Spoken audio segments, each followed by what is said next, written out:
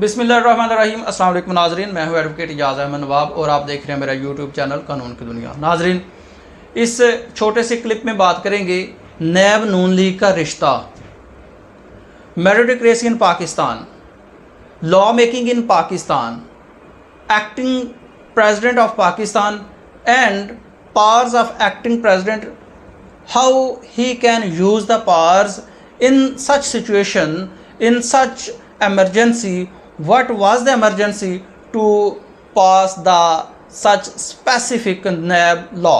ये बात करेंगे इस वीडियो में, लेकिन मैं आपको उससे पहले छोटी सी एक बात बताना चाहता हूँ।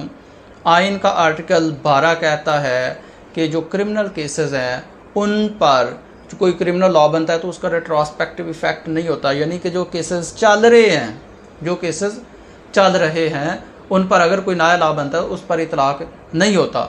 लेकिन हमने देखा कि हमारा आइन तो मौजूद था लेकिन उसके तहत इलेक्शन नहीं हुआ। हमने देखा कि हमारा आइन मौजूद था लेकिन उसके मुताबिक सुप्रीम कोर्ट का ऑर्डर नहीं माना गया। हमने देखा कि हमारा आइन मौजूद था लेकिन उसके बावजूद भी supreme court practice and procedure act कानून बना, फिर रिव्यू ऑफ जजमेंट कानून बना और इस तरह के बाकी सारा कुछ होता रहा, हमने वो भी देखा। अब बात करते हैं कि 3 और 4 जुलाई के दरमियानी शब रात तकरीबन 12:15-20 पर एक खबर आई, एक सामने खबर ये आई, कन्फर्म खबर आ गई, खबर तो पहले भी चल रही थी कि पाकिस्तान के एक्टिंग प्रेसिडेंट, पाकिस्तान के कायम मकाम सदर ने एक नैब ऑर्डिनेंस जारी किया है, इशू किया है और उसके मुताबिक सदर साहब की हदायत के मुताबिक जो फिज़िकल रिमांड है, नैब का फिज़िकल रिमांड है, उसका दौरानिया 14 रोज़ से बढ़ाकर 30 रोज़ कर दिया गया है। दूसरा, at inquiry stage, at any stage, जब भी चेयरमैन नैब को या नैब को लगे कि जो मुल्ज़म है, जिस पर इल्ज़ाम है, जिसके खिलाफ इंक्वायरी की जा रही है, वो तावन नहीं कर रहा इंक्वायरी करने में, तफ्तीश करने में, इंक्वायरी करने में या प्रोसीडिंग्स में कोई तावन नहीं कर रहा, तो उसके वारंट ऑफ अरेस्ट जारी कर सकते हैं, उसको अरेस्ट किया जा सकता है और 30 दिन के लिए पाबंदी सलासल किया जा सकता है। ये न्यू नैब लॉ आ गया।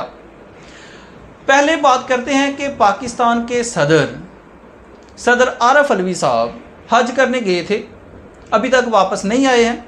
सरकारी हज पर गए हैं तो ज़ाहिर सी बात है कौन सा प्राइवेट खर्चा हो रहा है, मौजें लगी हुई हैं, फैमिली साथ है वगैरह वगैरह, वो भी एक लिस्ट शाया हुई थी मीडिया पे। चलो वापस नहीं आए, जबकि पंजाब के जो निगरान वज़ीर आला न्यूट्रल हैं उन्होंने वापस आकर पंजाब में दौरे भी कर लिए हैं, जबकि सदर साहब अभी तक वापस नहीं पहुंच सके हैं। एक तो ये बात होगी।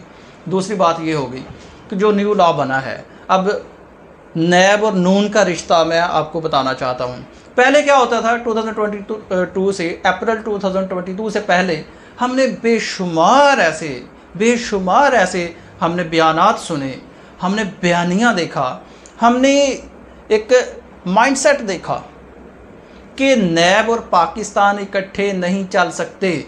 जब तक नैब का कानून है तब तक पाकिस्तान तरक्की नहीं कर सकता।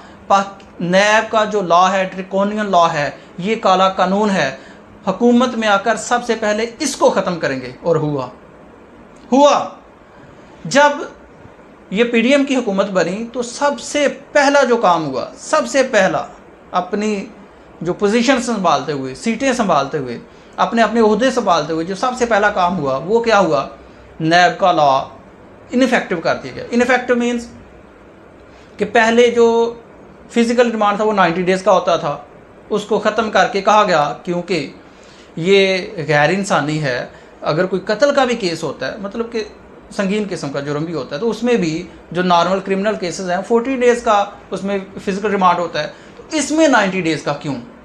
तो हमारी हुकूमत ने बड़ा अच्छा काम किया। मैं इसको अच्छा काम समझता था कि चलो ये अच्छा काम है कि वो 90 डेज़ का रिमांड ख़त्म करके 14 दिन का कर लिया, ये अच्छी डेवलपमेंट थी।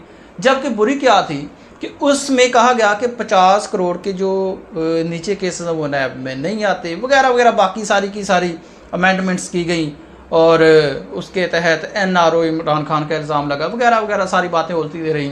PTI की तरफ से चेयरमैन पीटीआई की तरफ से उसको सुप्रीम कोर्ट में चैलेंज कर दिया गया, उसका फैसला भी पेंडिंग है, फैसला हुआ नहीं, फैसला पेंडिंग है, वो अंडर चैलेंज है, वो इम्प्यून्ड है बिफोर द सुप्रीम कोर्ट। उसके बाद क्या हुआ?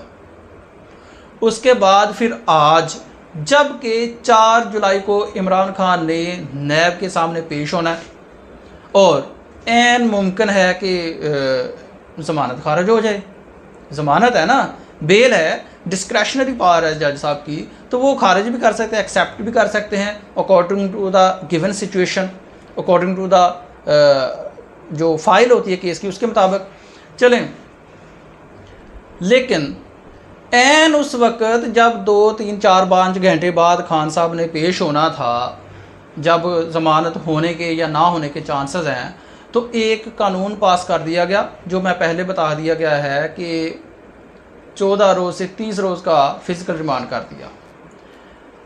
अच्छा, ये जो फ़िज़िकल रिमांड बढ़ाया है, अब पहले तो नून लीग कहती थी कि ये काला कानून है, इसको ख़त्म करना चाहिए, फिर आके ख़त्म भी कर दिया। फिर अब अचानक से एक्टिंग प्रेसिडेंट ने अचानक से इसको इशू भी कर दिया वज़ीर आज़म की हिदायत के मुताबिक, जबकि जो एक्टिंग प्रेसिडेंट होता है, या चले प्रेसिडेंट ही कह लें, वो ऑर्डिनेंस कब जारी करता है? वो ऑर्डिनेंस उस वक्त जारी कर सकता है अकॉर्डिंग टू लॉ जब कोई एमरजेंसी हो, जब कोई एमरजेंसी हो। तो इसमें तो कोई ऐसी एमरजेंसी नहीं कि उसको एकदम से रात को 12, साढ़े 12 बजे ऑर्डिनेंस इशू करना पड़ गया, कोई एमरजेंसी तो नहीं थी। लेकिन शायद ये एमरजेंसी थी कि आरिफ अलवी साहब ना आ जाएं। आरिफ अलवी साहब तो वैसे भी नहीं आ रहे। उसके बाद हम अब मेरिट की बात करते हैं। वैसे तो हमने सियासत में जो हमने सीखा है, पाकिस्तान की सियासत से जो हमने सीखा है, जो हमने देखा है, जो हमने ऑब्ज़र्व किया है कि जो पार्टी इन पावर होती है, जो हुक्मरान पार्टी होती है, और ये भी देखा गया कि नॉर्मल रूटीन में हुक्मरान पार्टी नहीं, हुक्मरान इत्तेहाद होता है, तो वो क्या करते हैं अपने सियासी मकासद के लिए, ज़ाती मकासद के लिए मुख्तलिफ़ कवानीन बनाते हम देखते हैं, मुख्तलिफ़ काम लेते हम देखते हैं, मुख्तलिफ़ केसेस बनते भी हम देखते हैं, वो सारा सिलसिला चलता रहता है। लेकिन इस स्टेज पर जबकि आपने खुद ही एक कानून ख़त्म किया है और फिर एक बंदे को फंसाने के लिए आपने खुद ही वो कानून रिवर्स कर दिया, यानी कि अपनी बात से मुकर गए, अपनी की हुई बात को रिवर्स ले लिया और उसको ख़त्म कर दिया। चलें 2, 2.5, 3 महीने तो आराम से, अगर ये इसका इतलाक़ होता है और ये कानून सुप्रीम कोर्ट में चैलेंज नहीं होता तो 2, 3, 4 मंथ तो चेयरमैन पीटीआई के लग जाएंगे जेल में, ज़्यादा भी लग सकते हैं, सज़ा भी हो सकती है, वो सारा का सारा एक सेपरेट इशू है। लेकिन इस वक्त कोई एमरजेंसी नहीं थी कि कोई ऐसा ऑर्डिनेंस इशू किया जा सकता हो गया। अब बात करते हैं मेरिट की। अगर अपने सियासी फ़ायदा हासिल करने के लिए या एक बंदे के ख़िलाफ़ यूज़ करने के लिए हम इस तरह से रातों रात एक कानून बना लेते हैं, तो मुझे एक सिंपल सी बात का जवाब चाहिए। मुझे का मतलब है कि पाकिस्तानी अवाम को, मैं आम आदमी हूँ ना, मैं आम सिटीज़न हूँ, तो आम सिटीज़न को, आम पाकिस्तानी को एक जवाब चाहिए, या यूँ कह लें कि आम पाकिस्तान के जहन में एक सवाल आता है। सवाल क्या आता है कि यार अगर इस इतने हाई लेवल पर हेड ऑफ स्टेट अगर रातों रात एक बंदे के लिए ऐसा कानून बना दिया जाता है, बना लेता है, तो फिर मेरिटोक्रेसी कहाँ गई, फिर इखलाकियात कहाँ गई, फिर जो इलाके का एसएचओ होगा वो मेरिट पर काम कैसे करेगा, और वो क्या क्या नहीं करता होगा, जिस पर कोई चेक एंड बैलेंस भी इतना कोई ख़ास नहीं होता, और फिर जो लोकल पटवारी है वो क्या करता होगा। आप जानते हैं, आपको अगर मैं बताऊं, पटवारी की रिपोर्ट और जो पुलिस वाला तफ्तीशी अफीसर होता है, जो एसएचओ या जो भी लोकल लेवल पे होता है, उसकी रिपोर्ट अगर वो कुछ लिख देता है तो उसको गलत साबित करना सुप्रीम कोर्ट तक भी बड़ा ही मुश्किल होता है। वकालत में बड़ा मुश्किल होता है, उसको गलत साबित करना बड़ा मुश्किल होता है जो वो लिख देता है। वो आईओ जो होता है, जो तफ्तीशी अफीसर होता है किसी क्रिमिनल केस में, एक बार लिख देना गुनाहगार पाया जाता है, पीछे पूरा जो चलान रिपोर्ट अपनी वो मरतब करता है, जो अपनी तफ्तीश करने के बाद अपनी फाइंडिंग्स देता है, ऑब्जर्वेशन देता है, तो पीछे कुछ भी ना हो, सफ़े 1.5 सफ़े में सिर्फ एंड पे कुछ भी ना हो, एंड पे एक बात लिख दे कि जी गुनाहगार पाया जाता है मुलज़म। फंस गया मुलजिम, पाकिस्तान में 4 से 5 6 7 8 10 15 साल लग जाते हैं उसके इस बात को गलत साबित करते हुए। और अगर यही बात ऐसे ही जो पटवारी होता है एक लफ्ज़ लिख दे कि फ़लाँ फ़लाँ जो टुकड़ा ज़मीन का है फ़लाँ बंदे का नहीं फ़लाँ बंदे का है, उसको गलत साबित करते हुए, उसकी हकीकत साबित करते हुए 8 10 15 साल लग जाते हैं। और मैंने अगर आप पुराने अखबार उठा के देखें तो एक बार की ये भी खबर थी कि 100 साल हो गए केसेस चलते हुए और ये पेंडिंग है। पाकिस्तान बनने से पहले की दस्तावेज़ात अभी तक आती, 30 40 साल 50 साल पुराने केसेस अभी तक भी बाज़ औक़ात चल रहे होते हैं। और वो सिविल कोर्ट से सुप्रीम कोर्ट जाते हैं, रिमांड हो गए, फिर सिविल कोर्ट आते हैं, फिर सुप्रीम कोर्ट तक जाते हैं, साइकिल चलता रहता है। तो अगर ये काम इस तरह से, अगर इस तरह से कवानीन बन जाते हैं तो फिर क्यों रिपोर्ट्स नहीं बन सकती? तो फिर क्या आम बंदा, आम शहरी, गरीब शहरी, एक कॉमन लेमैन, एक जो कानून को नहीं जानता, जिसको कोई ज़्यादा इल्म नहीं है, जो अपने जो फंडामेंटल राइट्स हैं उनको नहीं जानता, फिर मैं आपको बताऊं जो पिंड के बाबे होते हैं ना, वो पटवारी को ही पता नहीं क्या समझ लेते हैं। और गाँव में जो होता है ना नॉर्मल रूटीन में, वो पुलिस तक बात जाने से पहले ख़त्म कर लेते हैं। कहते हैं यार हमें जलील ना करो, मैं आपको हकीकत बयान कर रहा हूँ। अगर कोई मसला हो जाता है तो लोग पुलिस के पास गाँव में ज़्यादातर जाना पसंद ही नहीं करते, डरते हैं पुलिस से। वो कहते हैं कि यार हम तो जलील हो जाएंगे।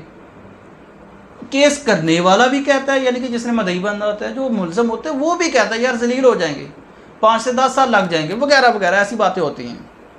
तो पाकिस्तान में आज रात को एक बार अदालत खुली थी, वो 9-10 अप्रैल को रात को 12 बजे, वो जब वोट ऑफ नो कॉन्फिडेंस पर वोटिंग होनी थी।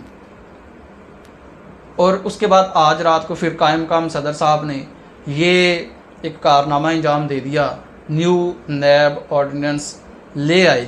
लेकिन एक बार फिर से बताता चलूँ कि आइन के मुताबिक जो क्रिमिनल केसेस होते हैं, जो क्रिमिनल लॉज होते हैं, उनका रिट्रोस्पेक्टिव इफ़ेक्ट नहीं होता। मेरे कहने का मकसद है कि ये जो कानून रात को नैब लॉ बना है, उसका जो पेंडिंग केसेस हैं, जो चल रहे केसेस हैं, वो खान साहब के हों, चेयरमैन PTI के हों, वो नवाज शरीफ साहब के हों, वो आम आदमी के हों, उन पर चलते केसेस पर कोई असर नहीं पड़ता। जो चल रहे होते हैं केसेस, वो पुराने लॉज के तहत चलते हैं, उस लॉ के तहत जो मौजूद था जब केस बना था, तो तब जो मौजूद था केस, उसके तहत। लेकिन एक बार फिर से रिपीट मैं शायद कर रहा हूँ, बता दूँ कि पाकिस्तान में तो उस वक़्त भी आइन मौजूद था जब 14 मई को इलेक्शन करवाने का ऑर्डर हुआ था। पाकिस्तान में तो उस वक्त भी आइन मौजूद था जब supreme court practice and procedure act पास हुआ था। पाकिस्तान में तो उस वक्त भी आइन मौजूद था, कानून मौजूद था जब सुप्रीम कोर्ट का ऑर्डर नहीं माना गया था। पाकिस्तान में तो उस वक्त भी आइन मौजूद था जब करारदादें सुप्रीम कोर्ट के पास खिलाफ पास हुई थी। तो आइन तो तब भी मौजूद था, आइन अब भी मौजूद है। देखना ये है कि क्या आइन के इस आर्टिकल पर अमल होता है, क्या न्यू नैब लॉ इमरान खान के केसेस पर इम्प्लीमेंट होता है या नहीं होता।